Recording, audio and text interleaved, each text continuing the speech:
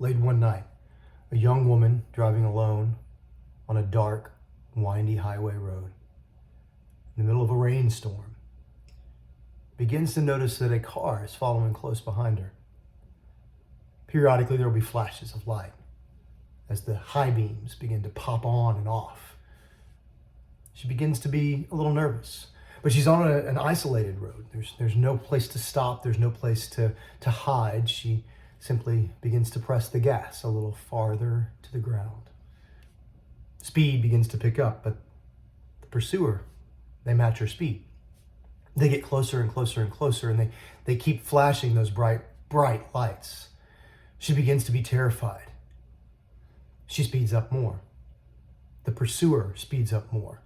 She can tell by now that it's a large truck, perhaps some sort of 18-wheeler or just some really big lifted truck. And then the lights continue to flash, and she speeds up and she speeds up, and then the car bumps into her back end. And she's terrified now, but just ahead on the road, she can see lights. The lights of civilization. She speeds as quickly as she can, and she realizes that it's a gas station. And so she spins out and pulls into the driveway, pulls into the covered area under the lights, and she jumps out of the car and she runs inside. And as she gets to the door, the attendant looks up, startled at the late night arrival, and she's screaming, lock the door, someone's trying to kill me. And the man runs to the door and he locks the door, and sure enough, here comes the big truck, and the guy jumps out of the truck and he comes running, screaming, there's a man in the back of your car, watch out, he was trying to kill you. And sure enough, all spectators look. The back door to the young woman's car opens up, and a dark-clad figure crawls out with a knife in his hand, runs off into the night. That is the legend of the killer in the backseat. Today's subject on Urban Legends Unmasked. I'm your host, Chad Lehrman.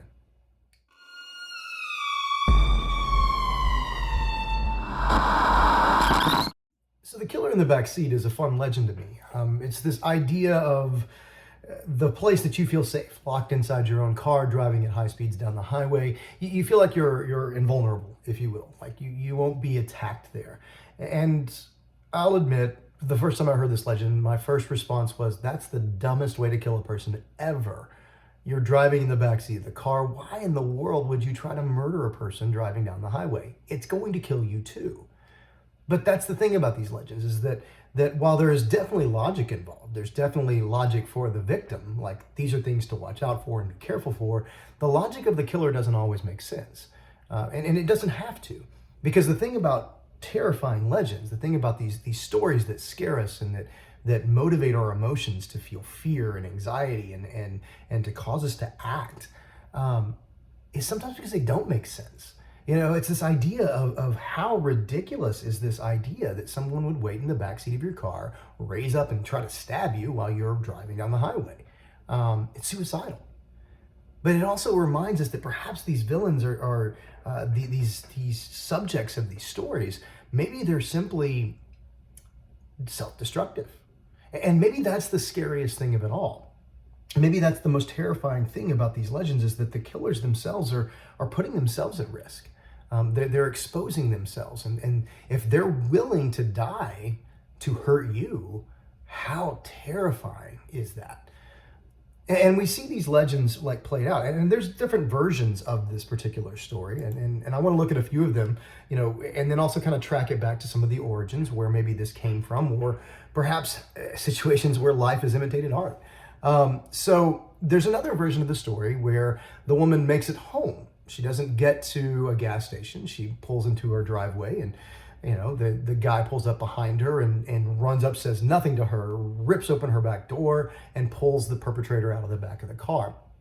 One of the things that's very common is that in all these stories, the pursuer, the hero, if you will, of the story, is a large, terrifying man or drives a large, terrifying truck. And the victim is always a woman, because again, we're going back to something we talked about in our first podcast a while back, the idea that many of these urban legends are talking about the risk to women, that role of weakened feminization of the character that's a social norm for when these things are being written. We're talking about a lot of these legends are written in the 1940s and 50s when they first begin to really show up. And so there's this idea of the concept that women are the weaker sex and they need a man to protect them. Again, not something that we have today. We're obviously looking at like a different world, which is why some of these legends are beginning to change. And we're starting to see situations where the victim is not always a female. Sometimes the victim is a male. Sometimes the protector or the savior is a female. And so there's different ways in which this story appears. Obviously, in some of the stories, the ending is not quite so happy. Sometimes the woman manages to escape. She pulls into the thing and, oh, okay, this guy's crazy. The guy gets arrested. She gets back into her car and the guy kills her then. He simply waited until the cops like took the other guy away, and cops investigated and all that, and just didn't find it. So sometimes it's this idea too of sort of a meta commentary that a woman who doesn't trust the man in her life is doomed to be harmed. Again, reaching, but that's some of the sociological underpinnings of this particular story. So the question is always asked about these legends, like where do they come from? So if you remember, we talked about the Hook Man in the first episode, and there's definitely a lot of indication that many elements of that legend came from an actual real event in Texarkana, Texas, back in the 1940s. The Town That Dreaded Sundown film was based on this. The Phantom Killer of Texarkana. This is not the same thing here. Like, we don't really seem to have any truly really connective thing to a real event. There is no real event where a man was hiding in the backseat of a car and stabbed someone while they were driving down the highway. However, I did a little bit of research, and from Snopes.com found some things like many other readers in a similar recent item. The oldest item found, which would predate, kind of getting close to predating this legend, was from 1935 in Palo Alto, California. The Palo Alto Times recorded a headline that said, "A man is lurking in backseats, slugs girls, hurls victims to the ground, steals car and purses."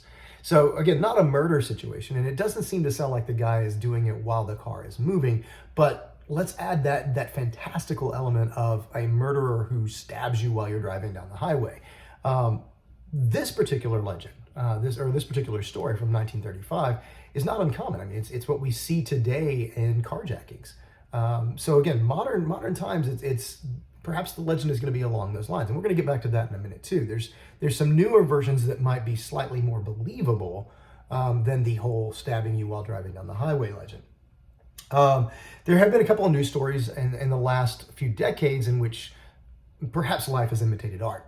And so in this one, a story from Newark, New Jersey, told of a man hiding in the back of a woman's Jeep, slashed her cheek with a knife. Again, no indication that they were driving.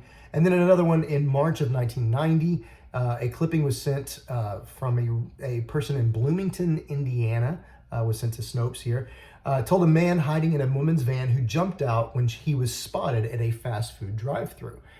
So again, situations where this occurs. Now, I mentioned that I think that the legend has evolved. And I think that there is one particular story that is important, because I've actually seen students, or as a teacher, I've had students come to me and say, okay, this is real. Like, we have seen this, we know this has happened. This is the famous ankle slasher story. Okay, so the idea behind this is that a person, and this is where the legend evolves as well, as it's not always a woman, sometimes it's simply a person, is leaving a mall or some sort of large shopping center. And as they're walking to their car, oftentimes there will be someone underneath their car, which they don't see. Okay, so they don't see this person, and as they walk up and they go to unlock their car door, the person slashes their ankles. And your instinctual response to that is to reach down and grab where the area of pain is. And so as you do that, then they slash your wrist, they pull you to the ground, they pull you under the car, they rob you, they murder you, they, whatever that is they're planning to do. And I've had students say, like, that's really happening. We've heard about this story. And the truth is that when you do the looking, there is no indication of that. For one thing, it's difficult to do much of anything from under a car, unless the car happens to be, again, a lifted truck or like a very large, like a Jeep, something that sits pretty high off the ground. Otherwise, you're kind of trapping yourself as a killer and not the brightest attacker in that regard. Also, if you're under a very large or high off the ground, highly elevated vehicle, it's going to be very easy to see the person laying on the ground. So again, not super rational, but slightly more understandable than the idea of I'm hanging out in your back seat waiting to kill you driving down the highway. Okay. Now, another version of this, which again, this one has a little bit more merit. There have been a few stories about this one, where if you pull into a parking lot, don't park next to a large van with no windows, like paneled vans. There have been serial killers who have used that ruse where they've, like a person goes to get their door and then the sliding door opens up on the van and grabs the person. That is something that has been used by trafficking rings around the country. So there's some elements of truth to that too. But all of these still basically have one big moral in place. And that moral is a very valid thing to have, whether you believe in these legends, whether you think they're real or not. But the truth is, be aware. Be aware of your surroundings. Check things out. There is absolutely nothing wrong with walking to your car and checking your surroundings. I think that is a valid, healthy thing to do. The last thing I want to do is to hop into my car and, have the scream killer pop up in my back seat and jab a knife in my head. I really don't want that. Nor do I really want to have my Achilles tendon severed by some doofus underneath my car who thinks it's a good idea to rob me that way. And I definitely don't want to be kidnapped into a van. Not at all. Never want that to happen. Be aware, okay? Pay attention to what your surroundings are. And again, as we talk about this particular situation, usually the legend tells us that it's a woman. But again, we've got to be aware of it as men too. Like the narrative, the monologue of the story is changing to understand that basically anybody is a threat. Now, the final thing I want to say about the killer in the backseat legend or the ankle slasher legend, or really what I'm really kind of calling this is that car safety legends, car killer safety legends maybe, is really just pay attention to your surroundings.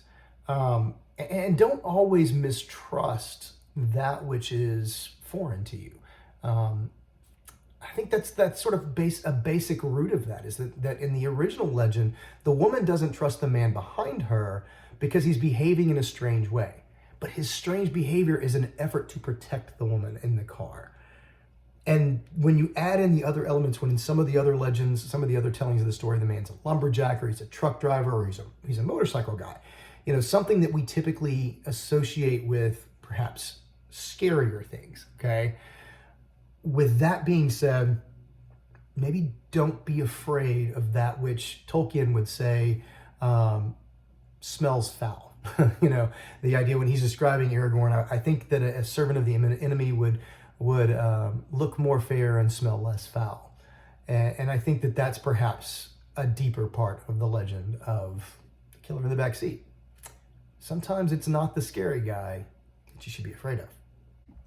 This has been Urban Legends Unmasked, and I'm your host, Chad Lehrman.